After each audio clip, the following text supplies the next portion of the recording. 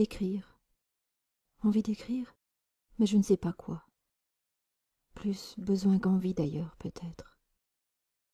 Alors, j'empoigne mon stylo. Je le retourne comme s'il s'agissait d'un sablier. L'encre qui va inexorablement s'en écouler me fera-t-elle des histoires? Cela bouillonne à l'intérieur. J'ai des choses à dire. Simplement, je ne sais pas lesquelles. J'ai des mots plein la tête, comme des gros nuages noirs remplissant le ciel. Alors j'étends un parterre de feuilles vierges, et voilà, j'en suis là. J'attends que le silence et la tranquillité de l'instant éventrent les nuages, le calme avant la tempête, que la pluie se déverse, que de chaque graine de flotte éclose un mot, et que pousse l'histoire, qui est partout à l'intérieur de moi, mais que je ne connais pas encore. Cela fait 6 mois que j'ai quitté mon appartement de célibataire, perché au 6e étage d'un immense immeuble déglingué d'une ville. Ça paraît un peu dépouillé, une ville, posée nue ainsi, simplement entre les lignes. Eh bien, elle était comme ça, cette ville, dépouillée, rabougrie, vide d'espoir et de chaleur. Et l'amitié? N'en parlons même pas. Je l'avais pourtant choisie, sans contrainte, comme terre d'asile, comme lieu d'exil. Fuir la campagne et ces fouines mesquines qui fourrent leur nez dans la moindre de vos petites affaires, qui lâchent dans votre dos toute la vermine qu'elles ont dans leur fourrure graisseuse et qui par-devant vous font des rondes jambes en espérant s'en attirer le double en échange. Je croyais qu'il n'y avait rien de pire qu'un ciel gris sur les ruelles désertes d'un village dortoir. Rien de pire que le soleil se cassant la figure et se râpant les rayons sur le gravier des cours d'école désaffectées. Rien de pire que le rire des pies fouillant le feuillage des platanes de la place du village et se moquant du dernier mohican local venant traîner sa barbe blanche sous l'ombrage à la recherche de quelques souvenirs d'enfance. Je n'avais pas compris que ce qu'il n'y avait rien de pire, c'était en réalité ton départ, ton absence, inadmissible absence. Ton enlèvement par la grande faucheuse 3 ans auparavant, déjà 5 ans maintenant. Je n'avais pas compris que la mort, lors de sa visite, avait oublié sa toge et que c'est ce voile de ténèbres qui recouvrait depuis le village et ma vie. Peut-être, si je l'avais compris, aurais-je pu crocher un des fils de sa robe, le tirer et défaire à grands coups de patience la trame de cette tristesse. Peut-être alors me serais-je réconciliée avec l'endroit, avec les gens, avec la vie, peut-être serais-je restée, peut-être... Oui, mais voilà, je ne l'avais pas compris. Alors on rembobine le film des suppositions, on le range sur l'étagère de l'indéfiniment derrière soi, et on reprend le fil de l'histoire, qui, lui, n'est pas fait de peut-être, mais d'être, à l'infinitif, au passé et au présent.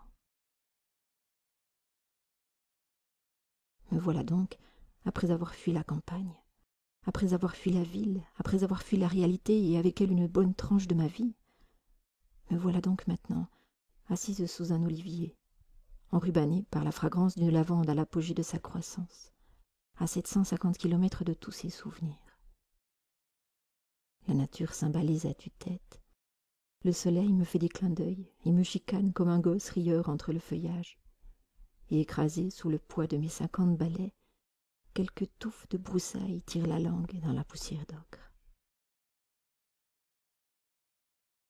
Je me sens bien, un bloc de papier sur les genoux, océan blanc tendu à toucher l'horizon, un stylo entre les dents, corsaire, je me sens prête à affronter les vagues de mots. Alors maintenant, j'ai assez tourné autour du pot de moutarde. Il faut que j'y plonge mon couteau.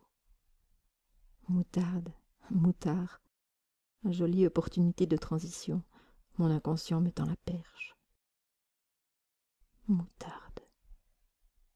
Cette gamine tendre et insouciante, ma gosse, qui m'a été raflée, soufflée, arrachée.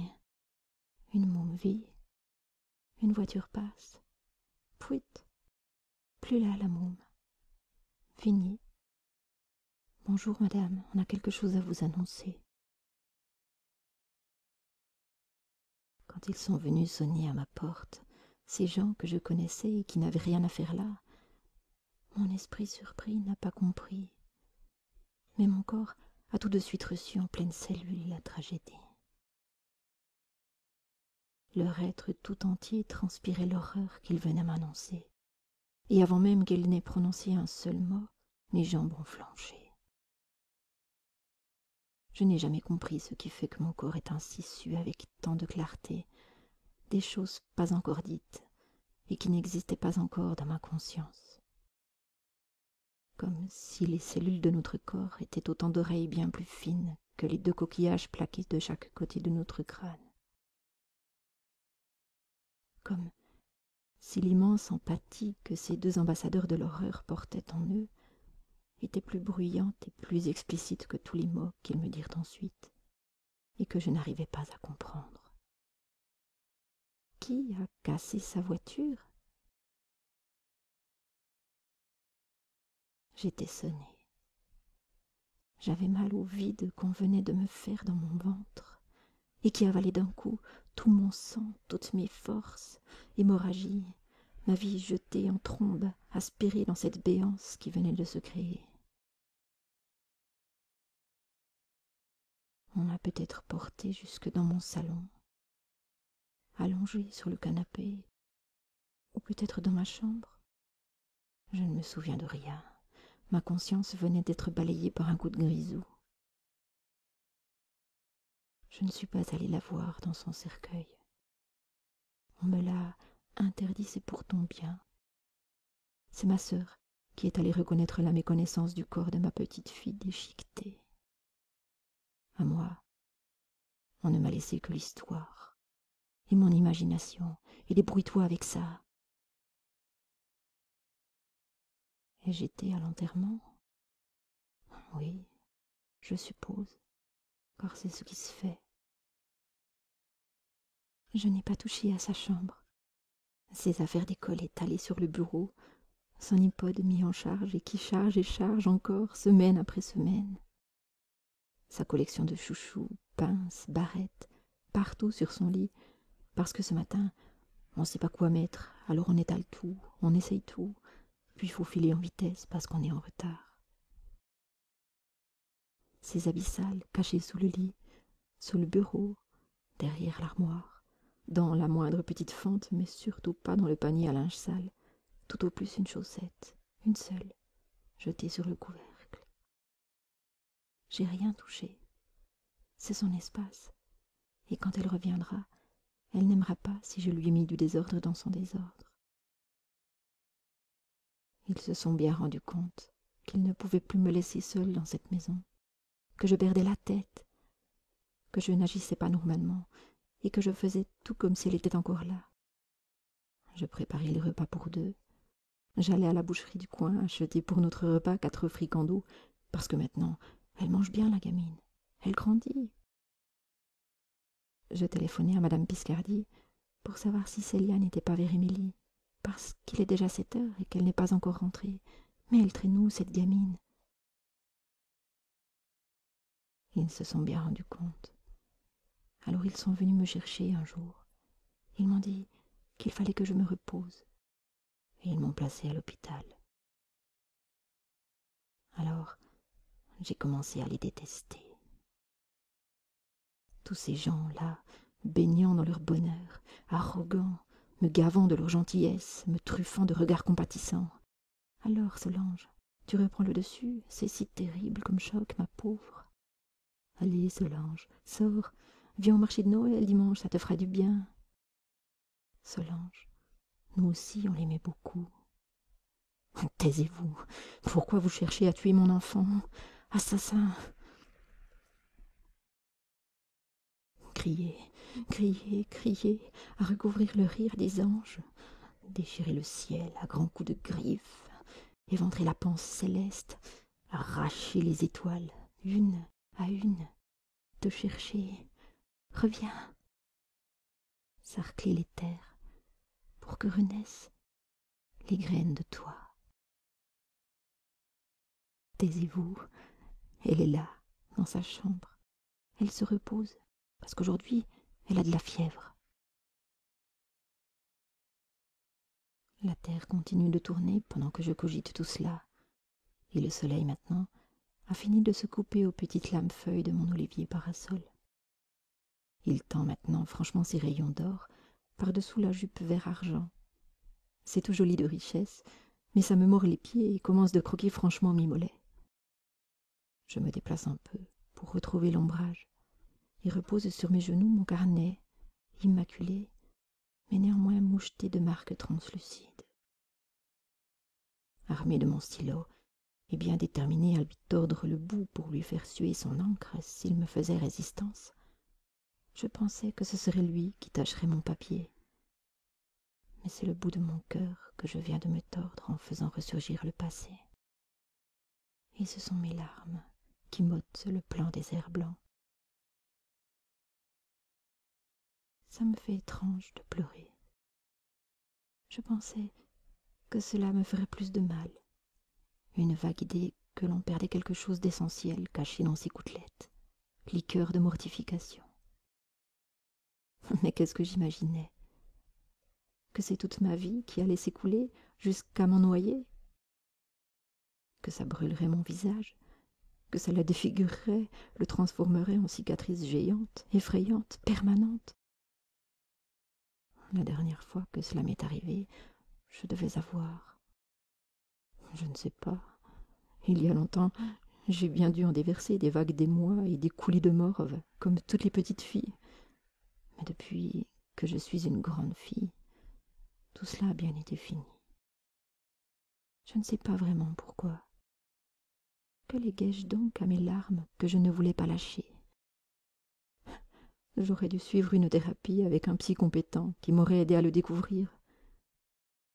Mais tous ceux qui ont tenté de se glisser dans ma tête durant mon séjour à l'hôpital psychiatrique étaient des espèces de gaillards hautains qui ne m'inspiraient que méfiance ou colère. Je les ai repoussés. J'ai avalé docilement tous mes antidépresseurs et j'ai toute seule, comme une grande idiote farouche, empoigné une petite cuillère et tout bien ramassé mon âme brisée, éclatée, mortifiée, bazardé le tout pêle-mêle dans mon être et souriez, le petit oiseau va sortir. Au revoir, messieurs, dames. Et je suis rentrée à la maison, car ma fille m'attendait et avait besoin de moi. Je n'arrive pas encore à déterminer avec exactitude le degré de conscience que j'avais de la mort ou non de ma fille. Je me jouais la comédie, mais j'étais si bonne comédienne que je me leurrais à la perfection. Avec tous ces gens qui gravitaient autour de moi, je faisais comme si... Oui, je vais au cimetière les dimanches changer ses fleurs, répondais-je avec une lassitude hautaine aux voisins plus suspicieux que les autres qui venaient me demander s'il m'arrivait souvent de la voir. Mais à mon fort intérieur, je riais de leur naïveté et je m'imaginais déjà racontant l'anecdote à Célia dès que j'aurais franchi le seuil de notre foyer. Parfois, je faisais une incursion dans la réalité, et c'était alors un tapis de cauchemar sur lequel s'étalaient les journées, comme de la mélasse sur un pain ranci. Les volets restent clos, et je cherche désespérément dans les pièces tous les recoins où tu pourrais te cacher, et tous ceux où tu ne pourrais pas, dessous les meubles, à l'intérieur du panier à linge sale, dans les tiroirs de la cuisine. Mais je suis folle, qu'est-ce que je cherche? Et la nuit dégouline sur moi et m'englue. Nuit d'insomnie. Serpent de ténèbres se glisse entre le grillage de l'obscurité. Nébulosité extérieure, noircissure intérieure, m'enveloppe, m'envahit, me bouffe, me consume, m'oppresse. Un peu plus lourdement, un peu plus profondément, en chaque cellule, à chaque inspiration. Les images, film spectral de mes manques et de ma tristesse, passent et repassent en boucle sur l'écran de mon désespoir. Bruissement de mes larmes s'écroulant sur les draps, résonne dans le silence, et l'écho en déchire la paroi de ma raison. J'ai mal. Béance. Je m'y effondre. Je voudrais pouvoir me relever et marcher, courir, mourir plus vite encore, plus désespérément, longer le couloir obscur, dérouler tout le fil de ma vie jusqu'à ce que plus rien de moi ne subsiste, jusqu'à ce que cette mort qui bouffe mon ventre m'avale tout entière et qu'à nouveau nous soyons réunis. Une brise glacée court sur ma peau, me retrousse chaque poil, et j'ai soudain la chair de poule malgré l'écrasante chaleur de cette superbe journée d'été provençal. Me remémorer ces instants me glace d'effroi. Il faut du cran pour regarder la folie, ne pas prendre ses jambes à son cou devant celles des autres, mais affronter la sienne en demande plus encore.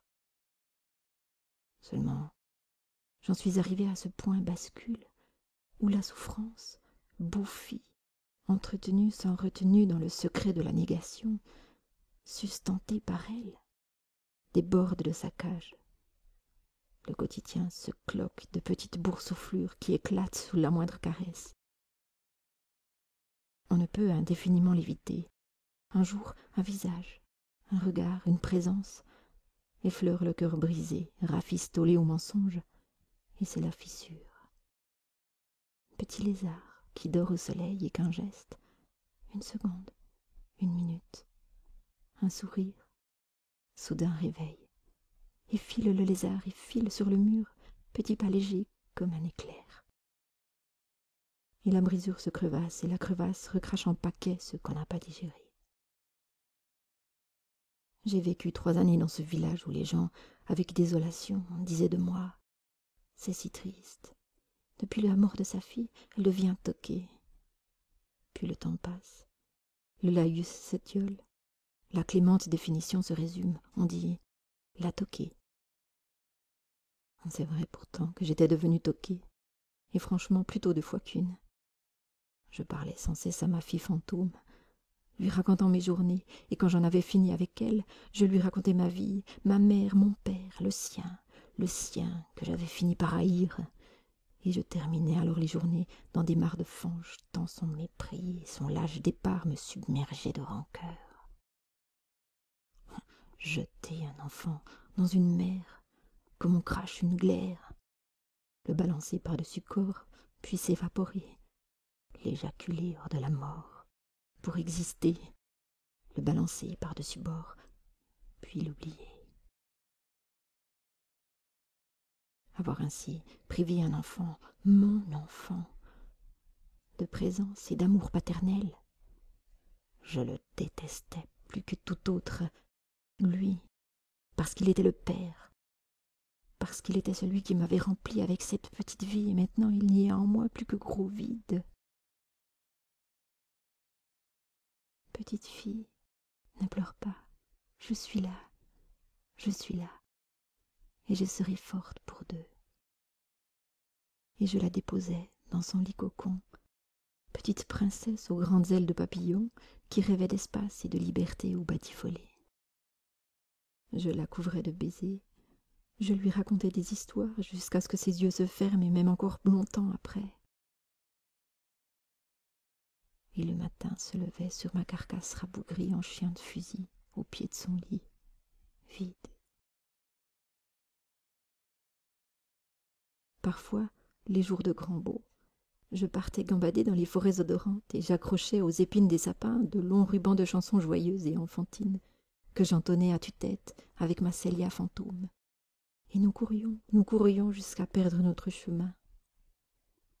J'étais à la fois fière et radieuse de cette extraordinaire complicité, de notre extraordinaire unicité.